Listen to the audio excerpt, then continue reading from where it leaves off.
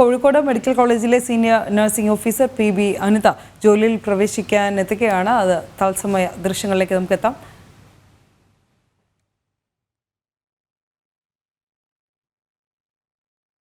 കോഴിക്കോട് നിന്ന് ദിസ്ന സുരേഷ് കൂടി നമ്മളോടൊപ്പം ചേരുന്നു.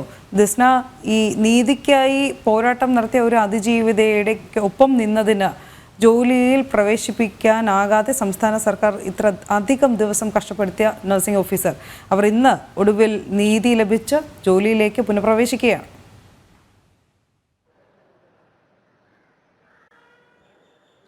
തീർച്ചയായും മനു, ഇന്ന് 10:30-യോടെയാണ് PB അനിത ജോലിയിൽ പ്രവേശിക്കുവാൻ എത്തുന്നത് എന്നൊരു വിവരമാണ് നമുക്കിപ്പോൾ ലഭ്യമായിട്ടുള്ളത്. വനിതാ മന്ത്രി ആർക്കൊപ്പമാണ് എന്ന ചോദ്യത്തിന് ഏറ്റവും വലിയ ഉത്തരമായിരുന്നു. ആർക്കൊപ്പമാണ് എന്നത് ഏറ്റവും വലിയൊരു ചോദ്യം തന്നെയായിരുന്നു. നീതിയുടെ പക്ഷത്താണോ എന്നത് വലിയൊരു ചോദ്യമായി ഉയർന്നിരുന്നു. ഏറ്റവും കൂടുതൽ പൊതുസമൂഹത്തിലെ ആളുകളടക്കം PB അനിതയ്ക്ക് ഈ സമരത്തിന് പിന്തുണ അർപ്പിച്ചിരുന്നു. 6 ദിവസമായി നീണ്ട പോരാട്ടത്തിനൊടുവിലാണ് ഇന്നവർ ജോലിയിൽ പ്രവേശിക്കുന്നത്. കോഴിക്കോട് മെഡിക്കൽ കോളേജിൽ നിലവിൽ ഒഴിവില്ല എന്നൊരു വിവരമാണ് നമുക്ക് ലഭിക്കുന്നത്. ഒന്നെങ്കിൽ കുട്ടികളുടെ വിഭാഗത്തിലോ IMH വിഭാഗത്തിലോ ആയിരിക്കാം അവർ ജോലിയിൽ പ്രവേശിക്കുക. എന്തായാലും 6 ദിവസത്തെ സമരത്തിനൊടുവിൽ, 6 ദിവസത്തെ കാത്തിരിപ്പിനൊടുവിലാണ് അവർ ജോലിയിൽ പ്രവേശിക്കുന്നത്. കഴിഞ്ഞ വർഷം നവംബർ 26-നാണ് അവരെ ഇടുക്കിയിലേക്ക് സ്ഥലം മാറ്റുന്നത്. അതിജീവിതയെ പിന്തുണച്ചു എന്നതിൻ്റെ പേരിൽ, അല്ലെങ്കിൽ അതിജീവിതയ്ക്ക് അനുകൂലമായി മൊഴി നൽകി എന്നതിൻ്റെ പേരിലാണ് ഇത്തരത്തിൽ പ്രതികാരാത്മകമായ നടപടി ഉണ്ടാകുന്നത്. തുടർന്ന് PB അനിത ഹൈക്കോടതിയെ സമീപിക്കുകയായിരുന്നു. ഹൈക്കോടതി അവരുടെ സ്ഥലം മാറ്റം സ്റ്റേ ചെയ്തുകൊണ്ടുള്ള ഉത്തരവിറക്കി ജോലിയിൽ പ്രവേശിക്കുവാൻ അനുമതി നൽകുകയായിരുന്നു. എന്നാൽ DME പലതരത്തിലുള്ള ഒഴിവ് കഴിവുകൾ പറഞ്ഞ് അവരെ ജോലിയിൽ പ്രവേശിപ്പിക്കാതിരിക്കുകയായിരുന്നു. അങ്ങനെ തുടർന്ന് 6 ദിവസത്തെ നീണ്ട പോരാട്ടത്തിനൊടുവിൽ അവർ ഇന്ന് ജോലിയിൽ പ്രവേശിക്കുവാൻ എത്തുകയാണ്. അനിതയ്ക്ക് പിന്തുണയുമായി അതിജീവിതയും എത്തിയതോടെ സമരത്തിന്റെ കരുത്ത് കുറച്ചുകൂടി ആർജവമായി മുന്നോട്ട് പോവുകയായിരുന്നു. അതിൽ അതിജീവിത വ്യക്തമായി പറഞ്ഞത് തനിക്ക് നീതി ലഭിച്ചിട്ടില്ല എന്നതിൻ്റെ ഏറ്റവും വലിയ ഉദാത്തമായ ഉദാഹരണം തന്നെയാണ് PB അനിതയ്ക്ക് നേരെ ഇത്തരത്തിൽ രാഷ്ട്രീയമായ പകപോക്കൽ ഉണ്ടാവുന്നത് എന്നൊരു കാര്യം അതിജീവിതയും വ്യക്തമാക്കിയിരുന്നു. എന്തായാലും PB അനിത ഇന്ന് ജോലിയിൽ പ്രവേശിക്കുമ്പോഴും 2 തരത്തിലുള്ള ഹർജികളാണ് അവർ കോടതിയിൽ നിലനിൽക്കുന്നത്. 2 ഹർജികളാണ്. ഒന്ന്, PB അനിത നൽകിയ കോടതി അലക്ഷ്യ ഹർജി, അതുമായി അവർ മുന്നോട്ട് പോകും എന്ന് തന്നെയാണ് വ്യക്തമാക്കിയിട്ടുള്ളത്. 2, അവരെ പുനഃപ്രവേശിപ്പിക്കണമെന്ന് ആവശ്യപ്പെട്ടുകൊണ്ട് കോടതി നൽകിയ ഹർജി വീണ്ടും പുനഃപരിശോധിക്കുവാൻ ആവശ്യപ്പെട്ടുകൊണ്ട് സർക്കാർ നൽകിയ ഹർജിയാണ്. അങ്ങനെ 2 ഹർജിയും നാളെ പരിഗണിക്കാനാണ് സാധ്യത എന്നൊരു വിവരമാണ് നമുക്ക് ലഭിക്കുന്നത്. എന്തായാലും 10:30-യോടുകൂടി PB അനിത ഇവിടെ എത്തുമെന്നൊരു വിവരമാണ് നമുക്ക് ലഭ്യമാകുന്നത്. എന്തായാലും നീതിക്ക് വേണ്ടിയുള്ള പോരാട്ടത്തിൽ അവർ വിജയിക്കുക തന്നെ ചെയ്തു. കോടതി അലക്ഷ്യ ഹർജിയുമായി മുന്നോട്ട് പോകുന്നു എന്നറിഞ്ഞപ്പോഴാണ് സർക്കാർ ഇത്തരത്തിൽ അവരെ ജോലിയിൽ പ്രവേശിപ്പിക്കുവാനുള്ള ഉത്തരവിറക്കിയത്. ഇന്നലെ രാത്രി 8 മണിയോടുകൂടിയാണ് ജോലിയിൽ പ്രവേശിപ്പിക്കുവാനുള്ള അനുമതി ഉത്തരവ് പുറത്തിറങ്ങിയത്. എന്തായാലും 6 ദിവസത്തെ നീണ്ട പോരാട്ടത്തിനൊടുവിൽ അനിത ഇന്ന് ജോലിയിൽ പ്രവേശിക്കും. മനു, ദിസ്നെ, നമുക്കറിയുന്ന പോലെ തന്നെ ദിസ്ന ഇപ്പോൾ പല ആവർത്തി സൂചിപ്പിച്ച പോലെ വലിയ പ്രതിഷേധങ്ങൾക്കും രാഷ്ട്രീയ ഇടപെടലിനും നിയമ പോരാട്ടങ്ങൾക്കും ഒടുവിലാണ് PB അനിത തിരികെ കോഴിക്കോട് മെഡിക്കൽ കോളേജിലേക്ക് എത്തുന്നത്. അതിനവർ നേരിട്ട ഒരു വലിയ വെല്ലുവിളിയുണ്ട്. ആ വെല്ലുവിളിയൊക്കെ വലിയ ആർജവത്തോടെ അവർ അതിജീവിച്ചു, അല്ലെങ്കിൽ അതിജീവിക്കുകയാണ് എന്ന് തന്നെ പറയും. കാരണം ഒരു ഭാഗത്ത് അവർക്കെതിരെ നിലകൊള്ളുന്ന സംസ്ഥാന സർക്കാരാണ്. നമുക്ക് ഈ ഒരു ഘട്ടത്തിൽ ആരോഗ്യമന്ത്രി എപ്രകാരമാണ് ഈ ഒരു വാർത്തയോട് തുടക്കത്തിൽ പറഞ്ഞതെന്നും പിന്നീട് വാക്കുമാറ്റി പറഞ്ഞത് എന്നത് കൂടി ഓർത്തെടുക്കേണ്ടതുണ്ട്.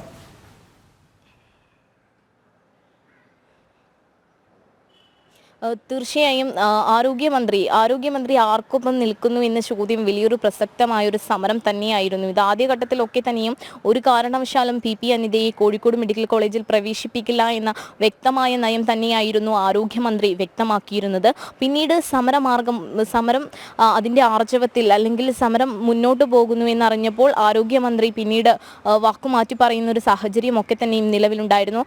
ഏറ്റവും സാമൂഹികമായി എടുത്തു പറയേണ്ടത്, ഏറ്റവും കൂടുതൽ ജനപിന്തുണ ആർജിച്ച ഒരു സമരം തന്നെയായിരുന്നു PB അനിതയുടേത്. അതിൽ സാമൂഹിക രാഷ്ട്രീയ രംഗത്തെ പ്രമുഖരടക്കം അവരെ സന്ദർശിക്കുകയും അവർക്ക് അനുകൂലമായി നിൽക്കുകയും ചെയ്യുന്ന ഒരു സാഹചര്യം ഉണ്ടായിരുന്നു.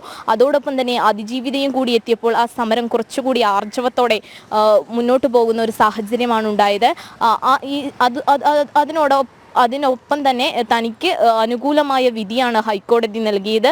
ഈ വിധി കോടതി അലക്ഷ്യ ഹർജി നൽകി അനിത മുന്നോട്ട് പോവുകയുമാണ് ഉണ്ടായത്. ഈ കോടതി അലക്ഷ്യ ഹർജിയെ ഭയന്നു തന്നെയാണ് സർക്കാർ ഇത്തരത്തിൽ അവരെ ജോലിയിൽ പ്രവേശിപ്പിക്കാം എന്നൊരു തീരുമാനത്തിലേക്ക് എത്തിയത് എന്ന് തന്നെ നമുക്ക് പറയാൻ സാധിക്കും. കാരണം 6 ദിവസത്തോളം അവർ സമരമിരുന്നു. ഈ 6 ദിവസത്തിലും DME പറഞ്ഞ ഒരു മുട്ടാപ്പോക്ക് ന്യായമുണ്ട്. ജോലിയിൽ പ്രവേശിപ്പിക്കുവാൻ സർക്കാർ ഉത്തരവ് വേണം, അതില്ലാണ്ട് ജോലിയിൽ പ്രവേശിപ്പിക്കാൻ കഴിയില്ല എന്നൊരു വിചിത്ര ന്യായമാണ് DMEയുടെ ഭാഗത്തു നിന്നുണ്ടായത്.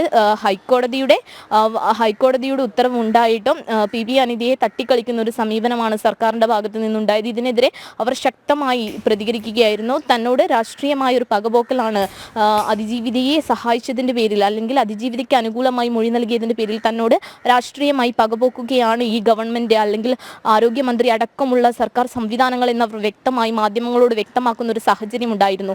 ഈ സാഹചര്യത്തിലാണ് ഇപ്പോൾ അനിതയെ ജോലിയിൽ പ്രവേശിപ്പിക്കുവാനുള്ള ഉത്തരവിറങ്ങിയിരിക്കുന്നത്. എന്തായാലും പൊതുസമൂഹം ഏറ്റവും കൂടുതൽ പിന്തുണ നൽകിയ ഒരു സമരം തന്നെയായിരുന്നു PB അനിതയുടേത്. ഓർത്തെടുക്കേണ്ടതുണ്ട്. കാരണം ഏറ്റവും കൂടുതൽ പിന്തുണ ലഭിച്ച ഒരു സമരം, ഒരുപക്ഷെ അത് ഭയന്നിട്ട് തന്നെയായിരിക്കും സർക്കാർ ഇത്തരത്തിൽ വീണ്ടും നിയമന ഉത്തരവ് പുറപ്പെടുവിക്കുന്നതിലേക്ക് എത്തിച്ചേർന്നത് എന്നുള്ള അവലോകനമുണ്ട്, എന്നുള്ള ഈ രാഷ്ട്രീയ വിലയിരുത്തലുണ്ട്. കാരണം ഈ തെരഞ്ഞെടുപ്പ് കാലമാണ്. അതുകൊണ്ട് തന്നെ ഈ ഒരു പോരാട്ടം, PB അനിതയുടെ കൂടി പോരാട്ടം അതിജീവിതയുടെ ഒപ്പം ചേരുമ്പോൾ അത് ഈ സർക്കാരിന് എതിരായി പൊതുജന വികാരം മാറുമെന്നുള്ള ഒരു ഭയം ആണ് സർക്കാരിനെ കൊണ്ട് ഇത്തരത്തിലൊരു തീരുമാനം എത്തിച്ചതെന്നുള്ളൊരു രാഷ്ട്രീയ വിലയിരുത്തലൊക്കെ വലിയ രീതിയിലുണ്ട്. എന്തായാലും കോഴിക്കോട് മെഡിക്കൽ കോളേജിൽ ഒഴിവില്ല എന്നതായിരുന്നല്ലോ ആരോഗ്യ വകുപ്പിന്റെ തുടക്കത്തിലെ വാദം. ഇതിനെതിരെയായിരുന്നു അന്ന് അനിത ഹൈക്കോടതിയെ സമീപിച്ചത്, അനുകൂല വിധി നേടിയെടുത്തത്. ഹൈക്കോടതിയുടെ അനുകൂല വിധി വന്നിട്ട് പോലും ഈ കോഴിക്കോട് മെഡിക്കൽ കോളേജിൽ ഇവർക്ക് പ്രവേശനം അനുവദിക്കാൻ സർക്കാർ തയ്യാറായില്ല. പ്രത്യക്ഷത്തിൽ തന്നെ കോടതി അലക്ഷ്യമായി നിലനിൽക്കുന്ന ഒരു കേസ് എന്ന മട്ടിൽ ഇതിൽ വീണ്ടും നിയമ പോരാട്ടവുമായി അതിജീവിത പോവുകയായിരുന്നു എന്ന് വേണം മനസ്സിലാക്കാനും. ദിസ്ന, ഈ ഇപ്പോഴും ഒഴിവില്ല എന്നുള്ള ഒരു നിഗമനം സംസ്ഥാന സർക്കാർ കഴിഞ്ഞ ദിവസങ്ങളിലൊക്കെ വാദിച്ചതുപോലെ അപ്രകാരം തന്നെയാണ്. ദിസ്ന തുടക്കത്തിൽ ചൂണ്ടിക്കാട്ടിയിരുന്നു. എങ്കിൽ തന്നെയും ഈ ജോലിയിൽ പ്രവേശിക്കുമ്പോൾ ഏത് സെക്ഷനിലേക്കായിരിക്കും അനിതയ്ക്ക് ലഭിക്കുക?